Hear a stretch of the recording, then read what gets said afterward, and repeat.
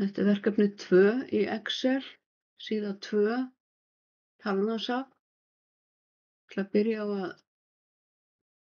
draga hérna yfir A til E og fjölmiðja fyrirsögnina.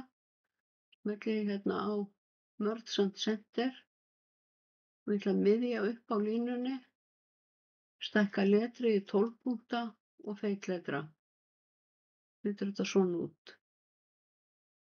Síðan ætla ég að setja annað útlit á 10 hæstu tölurnar og setja svæðið í blokk og fer í Conditional Formatting, vel hérna Top Bottom Rules og ég vel Top 10.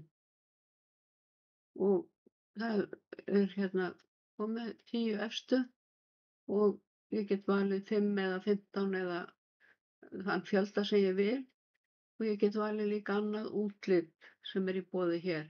En ég ætla bara að hafa þetta svona, segja OK og þá erum við búin að setja annað útlit á 10 hæstu tölurnar og ég ætla að vista.